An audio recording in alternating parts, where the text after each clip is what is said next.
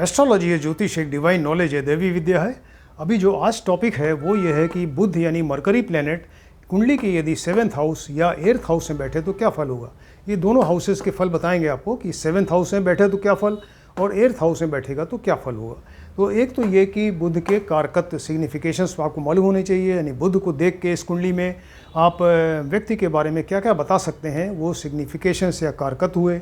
इसी तरह बुध यहाँ 7th 8th में बैठा है तो 7th और 8th हाउस के क्या क्या कारकत्व हैं, यानी उनसे आप क्या क्या चीज़ें मालूम कर सकते हैं, ये देखिए। इसके अलावा कोई अगर ग्रह साथ में बैठा है बुध के तो यानी कंजंक्शन या किसी ग्रह की दृष्टि है, आस्पेक्ट, तो उसको भी देखा जाता है। और यहाँ बुध का बल कितना है, स्ट्रेंथ कितनी है, पावर कितनी है, कितने डिग्री का है, ये भी देखिए, ज़रूरी है। इसके अलावा फिर बुध यहाँ पर किस राशि में बैठा है, किस नंबर की राशि में बैठा है, तो उस पर फल डिपेंड करेगा। क्लियर। तो सबसे पहले देखते हैं कि बुध के कारकत्व क्या हैं, यानी आप क्या क्या चीज़ें मालूम कर सकते हैं बुध से। तो बुध से व्यक्ति की इंटेलिजेंसी का पता चलता है कि व्यक्ति कितना इंटेलिजेंट है, किसी चीज़ को जल्दी समझ लेना, ग्रेस्पिंग, याद कर लेना, मेमोरी, ये देखते हैं। इसके अलावा जो ये मैथ्स गणित का कारक है कि व्यक्ति जो है मैथ्स में एक्सपर्ट हो सकता है क्या, वो मैथ्स गणित के बारे में इससे जजमेंट लिया जाता है। इसके अलावा अकाउंट्स का जहाँ पर प्रेडिक्शन होता है तो फिर बुध को देखा जाता है, यानी बुध उसका कारक है। इसके अलावा मेडिकल फील्ड है, जुडिशरी है, इंजीनियरिंग है, एस्ट्रोलॉजी है, इन सब चीज़ों में जो है वो ये बुध को देखा जाता है, इसके कारक हैं बुध। इसके अलावा राइटिंग जैसे लिटरेचर लिखना, पोएम लिखना, इसके लिए बुध को देखना चाहिए। और फिर इसके अलावा फाइन आर्ट्स है। और इसके अलावा एक क्वालिटी इनके अंदर बुध ये है कि ये हंसना और हंसाना, अपनी बात बात में ये हंसेंगे और आपको हंसाएंगे, तो ये ह्यूमर वाली जो चीज़ है ये बुध से देखी जाती है। इसके अलावा व्यक्ति की इम्पोटेंसी, कहीं इम्पोटेंट तो नहीं है, इम्पोटेंसी यानी नपुंसकता, ये भी देखते हैं। किसी किसी व्यक्ति के जुड़वा बच्चे पैदा होते हैं, ट्विंस, तो ट्विंस के भी कारक जो है बुध है। तो इतनी सारी चीज़ें आप बुध से देख सकते हैं व्यक्ति के बारे में। क्लियर। अब देखते हैं कि ये 7th हाउस के क्या कारकत्व हैं, यानी 7th हाउस अगर बैठा है तो क्या आप देखेंगे। तो 7th हाउस जो है इससे हस्बैंड वाइफ का घर है, यानी हस्बैंड वाइफ के बारे में पता कर सकते हैं। इसके अलावा विवाह कैसा रहेगा, इसके बारे में, विवाह जल्दी होगा, देर होगा, ये तमाम चीज़ें देख सकते हैं। इसके अलावा ये जो है यहाँ पर इंटरकोर्स यानी संभोग देखा जाता है। लस्ट व्यक्ति के अंदर कितना है, कितना कामुक है, कितनी कामुकता है उसके अंदर, लस्ट, ये देखा जाता है। सेक्सुअल प्लेजर आप देख सकते हैं 7th हाउस से। इसके अलावा वेश्या, प्रोस्टिट्यूट या वोर के बारे में अगर बताना है तो फिर आपको 7th हाउस देखना पड़ेगा। इम्पोटेंसी अगर देखनी है व्यक्ति की तो फिर आपको 7th हाउस देखना पड़ेगा। इसके अलावा पुरुष का वीर यानी सीमेन भी 7th हाउस से देखते हैं।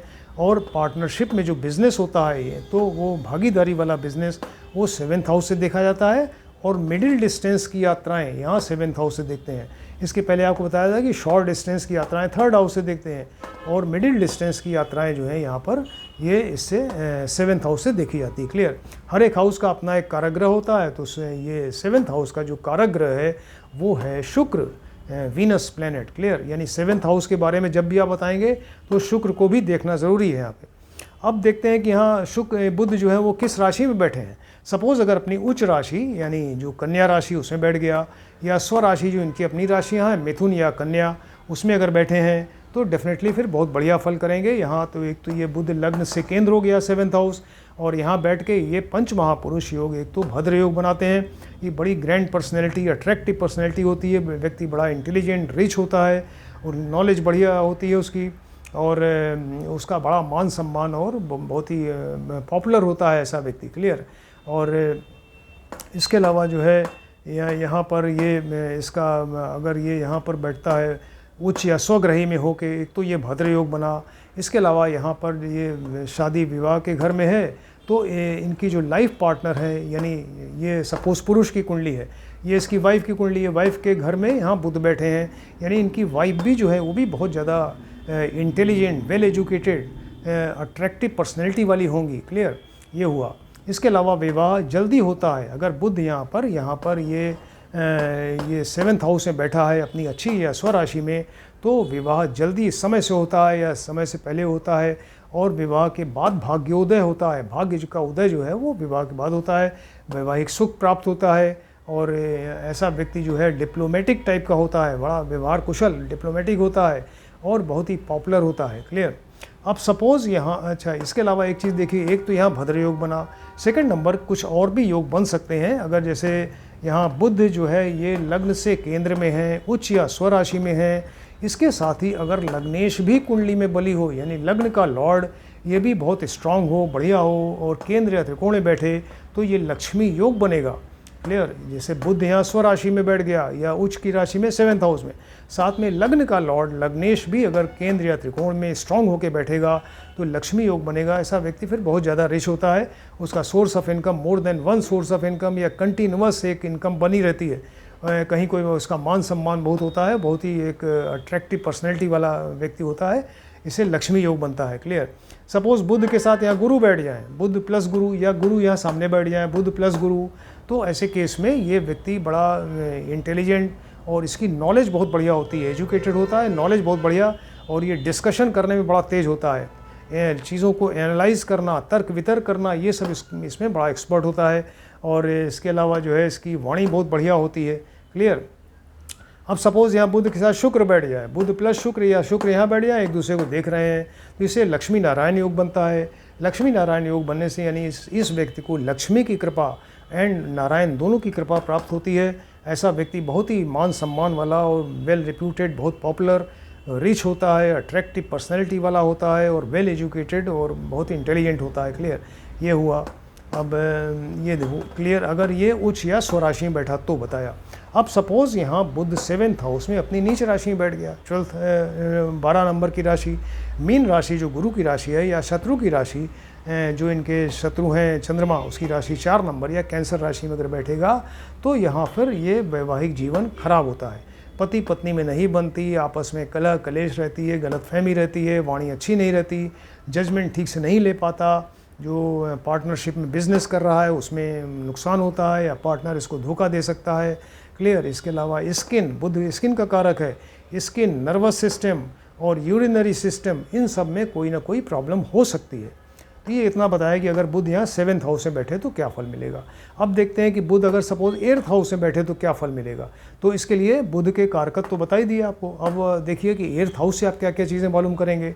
तो 8th हाउस से व्यक्ति की आयु, एज का पता चलता है, मृत्यु का पता चलता है, यानी मृत्यु कब होगी, कैसे होगी, कहाँ होगी, किस तरह से होगी, तमाम चीज़ें आप ये 8th हाउस से बता सकते हैं। इसके अलावा अगर कोई किसी को मृत्यु का खतरा है, डर है, तो वो भी यहीं 8th हाउस से देखा जाता है। इसके अलावा जीवन की तमाम जो ऑब्स्टेकल्स हैं, विघ्न बाधाएं आती रहती हैं, उनके लिए भी 8th हाउस को देखा जाता है। और ये वैवाहिक सुख का घर है, ये तो विवाह का घर हो गया, ये वैवाहिक सुख का घर है, और यहाँ से वैवाहिक सुख अच्छा है खराब है ये आप देखते हैं। इसके अलावा ससुराल से, स्त्री से प्राप्त धन ये मिल सकता है यहाँ से इसको, अगर अच्छा है तो। और इसके अलावा जो है वो किसी तरह से और तरह से अचानक धन का मिलना, जैसे शेयर से है, या शेयर बाज़ार से है, या स्पेकुलेशन सट्टेबाजी से है, या गुप्त रूप से कहीं से इसको अचानक धन का लाभ हो सकता है, गड़ा हुआ धन मिल सकता है। क्लियर, वसीयत से धन मिल सकता है, ये इस तरह से देखा जाता है। ये इस व्यक्ति को इसके अलावा 8th हाउस से जो है रिसर्च का पता चलता है कि इस व्यक्ति को रिसर्च में, अनुसंधान में कितना इंटरेस्ट है, उसमें सक्सेसफुल होगा कि नहीं होगा, तमाम चीज़ें ये देखते हैं। इसके अलावा यहाँ से ऊंचाई से गिरना, क्योंकि ये डेप्थ है, 8वां हाउस जो है वो गहराई है, डेप्थ है, तो कहीं मल्टी स्टोरी बिल्डिंग में कोई ऊपर से नीचे गिर जाए, वो 8th हाउस से देखते हैं, या कोई बहुत ही हाई पोस्ट से एकदम नीचे आ जाए, यानी उसका जो है हाई पोस्ट से नीचे आ गया, डिमोशन हो गया, उसको यहाँ देखें, अपमान किसी का हो वो यहाँ से देखते हैं। क्लियर, इस तरह से ये देखते हैं। इसके अलावा तमाम और जो गुप्त रोग हैं या क्रॉनिक डिसीज़ेज़ हैं, इनक्योरेबल डिसीज़ेज़ हैं, उनका पता भी 8th हाउस से पता चलता है। कितनी सारी चीज़ें, मृत्यु तुल्य कष्ट का पता चलता है। हर एक हाउस का अपना कारक ग्रह है, तो इसका कारक ग्रह या केयर टेकर जो होता है वो शनि होता है। क्लियर, यहाँ पर शनि इनके कारक ग्रह हैं। अब देखते हैं कि यहाँ बुध सपोज़ यहाँ पर अच्छी राशि में है, अपनी उच्च राशि 6 नंबर या स्वराशि 3 या 6 नंबर में है, तो फिर क्या होगा, ये व्यक्ति बड़ा इंटेलिजेंट होगा और इसको ऑकल्ट साइंस यानी रहस्यमयी विद्याओं में इंटरेस्ट होगा। एस्ट्रोलॉजी है, इसके अलावा साइकोलॉजी है, हीलिंग है, तंत्र मंत्र है, इन सब चीज़ों में इसको इंटरेस्ट होगा। अचानक धन का लाभ हो सकता है, पैतृक संपत्ति पैटर्नल प्रॉपर्टी ये इसको मिल सकती है, पत्नी से ससुराल से धन की प्राप्ति होती है और इसकी मैरिड लाइफ जो है बढ़िया होती है अगर यहाँ बुध यहाँ पे उच्च या स्वराशि में बैठे 8th हाउस में। क्लियर।